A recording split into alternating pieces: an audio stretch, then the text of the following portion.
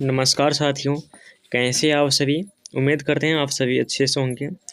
फिर आज सभी के हम बीच लाए हैं साइंस का model paper model model set एक लाए हैं। मॉडल सेट एक, जो कि हम इसका 1 से लेके 40 तक पार्ट जो है सो 1 में हम बता चुके हैं ऑब्जेक्टिव, और हम 40 से जो है सो आगे 80 तक हम जो है सो इस वीडियो में बताने वाले हैं। तो आप सभी जो है सो वीडियो को पूरा शुरू से लेके अंत तक जरूर वॉच कीजिएगा, तब जाके आप सभी को पता चलेगा हमको कहाँ मिस्टेक हो रहा है और अभी तक मेरा ऑब्जेक्टिव कितना क्लियर हो चुका है। तो चलिए, बहुत ही जैसे ये बहुत ही VVI ऑब्जेक्टिव है। प्लीज़ आप सभी इसको जो है सो ज़रूर करके जाइएगा एग्ज़ाम में, ताकि आप सभी को वहाँ जाने के बाद बहुत ही सहायता मिले। चलिए बिना कोई देरी के हम वीडियो को शुरू करते हैं। यहाँ पे देखिए बोल रहा है 41 नंबर क्वेश्चन। पवन विद्युत जनरी में कुंडली को घुमाने का काम मूलतः करती है। पवन जो रहता है, पवन विद्युत जनरित्र, उसमें जो है सो कुंडली को घुमाने का वह कौन काम करता है? तो वो गतिमान हवा काम करता है। तो इसका ऑप्शन नंबर यहाँ पे सी करेक्ट हो जाएगा। उसके बाद क्वेश्चन नंबर हम 42 की ओर चलते हैं। कांच की अवतल लेंस की वायु में शक्ति होती है। कांच की अवतल लेंस की वायु में शक्ति होती है। तो इसका क्या हो जाएगा? यहाँ पे हो जाएगा ऋणात्मक। तो इसका ऑप्शन नंबर यहाँ पे ए करेक्ट हो जाएगा। उसके बाद हम क्वेश्चन नंबर 43 की ओर चलते हैं। तो क्वेश्चन नंबर 43 मेरा क्या कर रहा है? यहाँ पे क्वेश्चन नंबर 43 बोला जा रहा है। क्वेश्चन नंबर 43 बोला, निम्नलिखित में से कौन सा विद्युत का सुचालक है? यानी कि विद्युत का सुचालक है वो कौन है? तो वह है ग्रेफाइट। इसका ऑप्शन नंबर यहाँ पे बी करेक्ट हो जाएगा, ग्रेफाइट। उसके बाद क्वेश्चन नंबर यहाँ पर हम 44 की ओर बढ़ते हैं। बोल रहा है वक्रता त्रिज्या 1 m यानी कि 1 मीटर के अवतल दर्पण की फोकस दूरी होगी। तो वक्रता त्रिज्या 1 मीटर के अवतल दर्पण की फोकस दूरी होगी। तो यहाँ पे हो जाएगा आप सभी को 50 सेंटीमीटर, यानी कि इसका ऑप्शन नंबर यहाँ पे बी करेक्ट हो जाएगा। उसके बाद क्वेश्चन नंबर हम यहाँ पे 45 की ओर बढ़ेंगे। तो क्वेश्चन नंबर 45 मेरा क्या कर रहा है? सघन माध्यम से विरल माध्यम में जाती हुई किरण अभिलंब से विचलित हो जाती है। यानी कि सघन से जब विरल में जाता है तो क्या अभिलंब जो है सो अभिलंब किरण क्या हो जाता है? विचलित हो जाती है। तो यहाँ पे हो जाएगा अभिलंब से दूर हट जाता है। क्या हो जाता है? अभिलंब से दूर हो हट जाता है। तो यहाँ पे हो जाएगा 45 का यहाँ पे ए नंबर करेक्ट आंसर होने वाला है। इसके बाद यहाँ पे देखिए 46 नंबर क्वेश्चन क्या कर रहा है। क्वेश्चन नंबर 46 क्या बोला जा रहा है? विद्युत धारा उत्पन्न करने की युक्ति को कहते हैं। यानी कि जो विद्युत धारा जो उत्पन्न करता है उसको हम क्या कहते हैं? जनित्र कहते हैं। तो इसका ऑप्शन नंबर यहाँ पे ए करेक्ट हो जाएगा। उसके बाद क्वेश्चन नंबर हम यहाँ पे 47 की ओर बढ़ते हैं। ऊर्जा का प्रारंभिक स्रोत है। ऊर्जा का प्रारंभिक स्रोत क्या है? तो ऊर्जा का प्रारंभिक स्रोत है सौर ऊर्जा। यहाँ पे हो जाएगा 47 हो जाएगा, ऑप्शन नंबर बी करेक्ट हो जाएगा। उसके बाद क्वेश्चन नंबर हम 48 की ओर बढ़ते हैं। तो क्वेश्चन नंबर 48 मेरा क्या कर रहा है? बोला रहा है क्वेश्चन नंबर 48, कांच की एक समतल पट्टिका पर श्वेत किरण तिरछी आपतित होती है। निम्नलिखित में से कौन अपर्तांक के साथ घटित होगा? तो यहाँ पे हो जाएगा विचलन हो जाएगा। तो इसका ऑप्शन नंबर यहाँ पे ए करेक्ट हो जाएगा। उसके बाद क्वेश्चन नंबर हम 49 की ओर बढ़ते हैं। तो क्वेश्चन नंबर 49 मेरा क्या कर रहा है? तो क्वेश्चन नंबर 49 मेरा कर रहा है, हमारे घरों में जो विद्युत आपूर्ति की जाती है वो है, यानी कि हमारे घर में जो बिजली यानी कि जो लाइन आता है वह कितने का रहता है, वो कितने वाट का रहता है, वो कितने का रहता है? तो यहाँ पे हो जाएगा, यहाँ पे इसका हो जाएगा ऑप्शन नंबर यहाँ पे सी, यानी कि 220 वोल्ट का प्रतिवर्ती धारा रहता है 220 वोल्ट का। उसका तो क्वेश्चन नंबर हम 65 की ओर क्वेश्चन नंबर हम 50 की ओर बढ़ते हैं। तो क्वेश्चन नंबर 50 क्या करता है? जस्ता का परमाणु संख्या है। तो जस्ता का परमाणु संख्या क्या है? तो वहाँ पर हो जाएगा 30। तो यहाँ पर हो जाएगा ऑप्शन नंबर यहाँ पे डी हो जाएगा। उसके बाद क्वेश्चन नंबर हम 51 की ओर बढ़ते हैं। तो क्वेश्चन नंबर 51 क्या कहता है? धोबिया सोडा का रासायनिक सूत्र क्या है? तो धोबिया सोडा का रासायनिक सूत्र क्या है? तो धोबिया सोडा का रासायनिक सूत्र है Na2CO3 × 10H2O, यानी कि इसका ऑप्शन नंबर यहाँ पे ए करेक्ट हो जाएगा। उसके बाद क्वेश्चन नंबर यहाँ पे 12 देखिए, इसका क्या? निम्नलिखित में से कौन सा परवलक क्षारक है? यानी कि कौन सा है वो परवलक क्षारक है? तो यहाँ पे हो जाएगा यहाँ पे NaOH। इसका ऑप्शन नंबर यहाँ पे सी करेक्ट हो जाएगा। उसके बाद क्वेश्चन नंबर हम यहाँ पे 53 की ओर चलते हैं। तो क्वेश्चन नंबर 53 में मेरा क्या कर रहा है? बोल रहा है हेमेटाइट निम्नलिखित में से किस धातु का अयस्क है? तो हेमेटाइट जो है जो निम्नलिखित में से किस धातु का अयस्क है? तो ये हो जाएगा Fe। इसका ऑप्शन नंबर यहाँ पे बी करेक्ट हो जाएगा। उसके बाद क्वेश्चन नंबर 54 देखिए क्या कर रहा है? सल्फाइड एसिड का संदर्भ निम्नलिखित में से किस विधि द्वारा होता है? तो सल्फाइड एसिड का संदर्भ जो है निम्नलिखित में से किस विधि द्वारा होता है? तो यहाँ पे हो जाएगा फेन उत्प्लावन विधि, फेन उत्प्लावन विधि। इसका हो जाएगा ऑप्शन नंबर यहाँ पे डी करेक्ट हो जाएगा। चलिए क्वेश्चन नंबर हम 55 की ओर बढ़ते हैं। तो क्वेश्चन नंबर 55 क्या है? आप सभी के बोर्ड एग्जाम के लिए बहुत जो है सो यहाँ पे भी है, ऑब्जेक्टिव है। प्लीज़ आप सभी जो है इस वीडियो को जरूर देखिएगा और अपने दोस्तों के पास भी शेयर कर दीजिएगा जो एग्जाम देने वाले हैं। तो चलिए बिना कोई देरी के वीडियो को फिर से शुरू कर लेते हैं। यहाँ पे देखिए फिर क्वेश्चन नंबर यहाँ पे बोल रहा है 55। अभिक्रिया 2Zn+O2 जो फिर टूट के बना है क्या? 2ZnO किस प्रकार की अभिक्रिया है? तो इस तरीका से जब बना है तो इस जो है ये किस प्रकार की अभिक्रिया है? तो ये हो जाएगा उपचयन अभिक्रिया। यहाँ पे देखिए ना 2Zn प्लस में 2O2 यहाँ पे बना है। तो यहाँ पे क्या क्या है, ये सबको एक ही में ले लिया है, यानी कि 2ZnO यानी कि सबको एक ही में ले लिया है। तो ये क्या हो जाएगा? उपचयन हो जाएगा। उसके बाद क्वेश्चन नंबर यहाँ पे हम 56 की ओर बढ़ते हैं। तो क्वेश्चन नंबर 56 क्या कर रहा है? ग्लूकोज का आणविक सूत्र है। ग्लूकोज का यानी कि सबसे पहले आपको ग्लूकोज का यहाँ पर सूत्र बता देना है। तो ग्लूकोज का सूत्र क्या होता है? C6H12O6। तो ये जाएगा इसका ऑप्शन नंबर यहाँ पे बी करेक्ट आंसर हो जाएगा। उसके बाद क्वेश्चन नंबर यहाँ पे देखिए 17 का जगह है, यहाँ पे देखिए यहाँ पे देखिए 57 का क्या है? यहाँ पे 57 का है क्या? अम्ल का जलीय विलयन विद्युत का संचालक करता है क्योंकि अम्ल जल में क्या होता है? आयनित होता है। क्या होता है?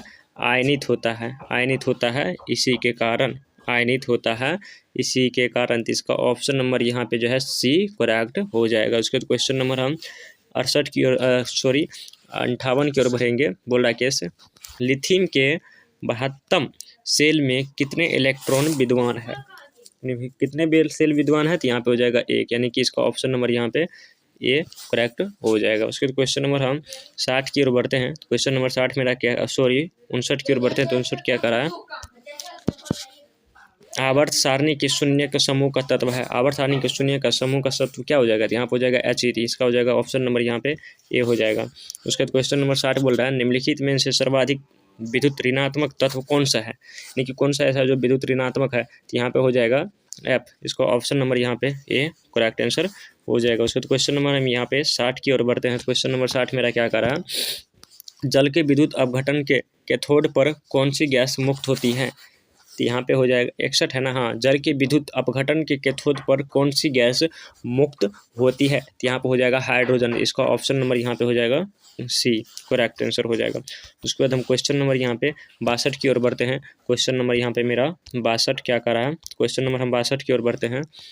क्वेश्चन नंबर 62 कर रहा है हमारा शरीर का पीएच मान क्या है? यानी कि शरीर का पीएच मान कितना होता है? तो यहाँ पे हो जाएगा 7 से लेके 7.8, यानी कि इसका ऑप्शन नंबर यहाँ पे सी करेक्ट होने वाला है। उसके बाद क्वेश्चन नंबर यहाँ पे हम 63 की देखते हैं। तो निम्नलिखित यौगिक में कौन अम्ल है? यानी कि निम्नलिखित यौगिक में जो है वो जो है सो कौन सा अम्ल है? तो यहाँ पे हो जाएगा H2SO4। तो इसका ऑप्शन नंबर यहाँ पे डी करेक्ट आंसर हो जाएगा। उसके बाद क्वेश्चन नंबर हम 64 की ओर बढ़ते हैं। तो क्वेश्चन नंबर 64 मेरा क्या कर रहा है?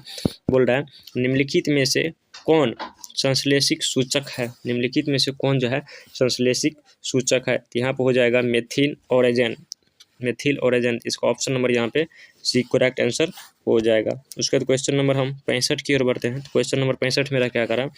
बोल रहा है कार्बन डाइऑक्साइड जल से अभिक्रिया करके क्या बनाता है? कार्बन डाइऑक्साइड जल से अभिक्रिया करके क्या बनाता है? तो वह बनाता है कार्बनिक अम्ल। इसका हो जाएगा ऑप्शन नंबर यहाँ पे सी हो जाएगा कार्बनिक अम्ल। उसके बाद क्वेश्चन नंबर हम 66 की ओर बढ़ते हैं।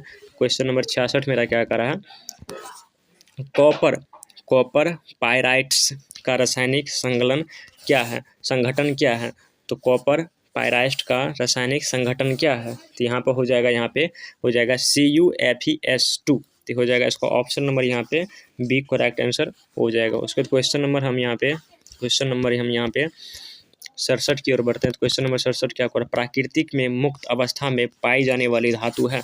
प्राकृतिक में मुक्त अवस्था में पाई जाने वाली धातु कौन है? वो हो जाएगा सोना। यानी कि हो जाएगा इसका ऑप्शन नंबर यहाँ पे बी करेक्ट आंसर हो जाएगा। उसको क्वेश्चन नंबर 68 निम्नलिखित में से कौन धातु सबसे अधिक अभिक्रियाशील है, यानी कि कौन सा ऐसा धातु है जो सबसे अधिक अभिक्रियाशील है। ये जो है आप जो है स्टार मार के जाइए, ये क्वेश्चन आप सभी को 2025 में आने की चांस है, ये क्वेश्चन 2025 में आने की चांस है। तो यहाँ पे देखिए 68 में निम्नलिखित में से कौन सी धातु सबसे अधिक अभिक्रियाशील है। तो यहाँ पर हो जाएगा Zn, उसके यानी कि ऑप्शन नंबर यहाँ पर ए हो जाएगा। उसके बाद क्वेश्चन नंबर हम 59 की ओर बढ़ते हैं। किसी धातु के ब्रह्मतम शेल में निम्नलिखित इलेक्ट्रॉनों की संख्या हो सकती है, यानी कि कितनी हो सकती है, तो हो सकती है 3, 4, 5 और क्या 6 हो सकती है, यानी कि इसका ऑप्शन नंबर यहाँ पे ए करेक्ट आंसर हो जाएगा। उसके बाद क्वेश्चन नंबर हम यहाँ पे 70 की ओर बढ़ते हैं। बोल रहा है पीतल निम्नलिखित में से किनकी मिश्र धातु है। पीतल जो है सो निम्नलिखित में से किस धातु है, तो वो हो जाएगा Cu प्लस में Zn, यानी कि इसका हो जाएगा ऑप्शन नंबर यहाँ पे ए करेक्ट हो जाएगा। उसके तो क्वेश्चन नंबर हम 71 की ओर चलते हैं। बोल रहा है निम्नलिखित में कौन समावयव है, यानी कि निम्नलिखित में से कौन सा है जो समावयव है। तो यहाँ पे हो जाएगा कौन है, वो हो जाए एथिल एल्कोहल और ड्राई मिथेल ईथर। इसका ऑप्शन नंबर यहाँ पे सी करेक्ट आंसर हो जाएगा। उसके बाद क्वेश्चन नंबर हम यहाँ पे 72 की ओर चलते हैं। तो क्वेश्चन नंबर 72 क्या करा है, CH3OC2H5 का IUPAC प्रणाली के अनुसार नाम है। यहाँ पे क्या हो जाएगा, यहाँ पे हो जाएगा ethyl methyl ether, ethyl methyl ether, यानी कि इसका ऑप्शन नंबर यहाँ पे डी करेक्ट आंसर हो जाएगा। उसके बाद क्वेश्चन नंबर हम 73 की ओर बढ़ते हैं। तो क्वेश्चन नंबर 73 क्या बोल रहा है, लोहे की अभिक्रिया भाप से करने पर लोहे का कौन सा ऑक्साइड बनता है। तो यहाँ पे हो जाएगा Fe3O4, यानी कि इसका ऑप्शन नंबर यहाँ पे ए करेक्ट आंसर हो जाएगा। उसके बाद क्वेश्चन नंबर हम 74 की ओर बढ़ते हैं। क्वेश्चन नंबर 74 मेरा क्या कर रहा है, क्वेश्चन नंबर 74 बोल रहा है क्या एक तत्व की परमाणु संख्या 16 है, आवर्त सारणी में इस तत्वों की वर्ग संख्या क्या है। तो यहाँ पे हो जाएगा 16, यानी कि इसका ऑप्शन नंबर यहाँ पे सी करेक्ट आंसर हो जाएगा। उसके बाद क्वेश्चन नंबर हम 75 की ओर बढ़ते हैं। तो क्वेश्चन नंबर 75 क्या करा, निम्नलिखित में से कौन सी धातु तनु सल्फ्यूरिक अम्ल के साथ अभिक्रिया नहीं करती है, यानी कौन सा धातु जो तनु के साथ अभिक्रिया नहीं करती है। तो यहाँ पे हो जाएगा Cu, यानी कि इसका हो जाएगा ऑप्शन नंबर यहाँ पे सी करेक्ट आंसर हो जाएगा। उसके बाद क्वेश्चन नंबर हम यहाँ पर 76 की ओर बढ़ते हैं। एक मिश्र धातु में 90% Cu और 10% टीन है, इस मिश्र धातु का नाम है, तो वह कैसा धातु है, वो है ब्रोंज, यानी कि इसका हो जाएगा ऑप्शन नंबर यहाँ पे बी। उसके बाद क्वेश्चन नंबर यहाँ पे हम 77 देखते हैं। जिंक सोडियम हाइड्रोक्साइड के साथ प्रतिक्रिया कर बनाता है, तो यहाँ पे हो जाएगा बनाता है H2 गैस, क्या H2 गैस, यानी कि इसका ऑप्शन नंबर यहाँ पे ए करेक्ट आंसर हो जाएगा। उसके बाद क्वेश्चन नंबर हम यहाँ पे 68 की ओर बढ़ते हैं। क्वेश्चन नंबर 78 क्या कर रहा है, निम्नलिखित में कौन सी धातु वायु में उच्च दाब पर गर्म किए जाने पर भी ऑक्सीजन से संयोग नहीं करती है। तो यहाँ पे हो जाएगा Ag, यानी कि इसका ऑप्शन नंबर यहाँ पे सी करेक्ट आंसर हो जाएगा। उसके बाद क्वेश्चन नंबर हम यहाँ पर 79 देखते हैं। एस्क में उपस्थित अपद्रव्य कहलाते हैं, तो यहाँ पे हो जाएगा अपद्रव्य कहलाते हैं, वो हो जाएगा गैंग, यानी कि इसका ऑप्शन नंबर यहाँ पे सी करेक्ट आंसर हो जाएगा। उसके बाद क्वेश्चन नंबर 80 मेरा क्या कर रहा है लास्ट, जो कि है निम्नलिखित में से किस गुण के कारण धातु का तार बनाया जाते हैं, यानी कि किस गुण के कारण धातु का तार बनाया जाता है। तो तन्यता के कारण धातु का तार यहाँ पे बनाया जाता है।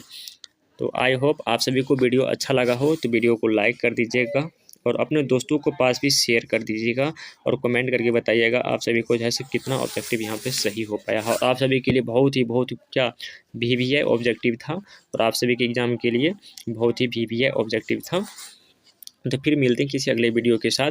यदि आप सभी को पार्ट 1 चाहिए तो इसमें जो है सो वीडियो में जो है सो डिस्क्रिप्शन में लिंक हम डाल देंगे, तो पार्ट 1 भी देख लीजिएगा। और ये तो पार्ट 2 है, ये है, यानी कि आप सभी को जो है सो मॉडल पेपर, यानी कि मॉडल सेट 1 का जो है ना 1 से लेके 40 तक, यानी कि ये जो है सो पार्ट 1 में है, कौन में है, पार्ट 1 में है, और 40 तक, और 41 से लेके 80 तक, यानी कि पार्ट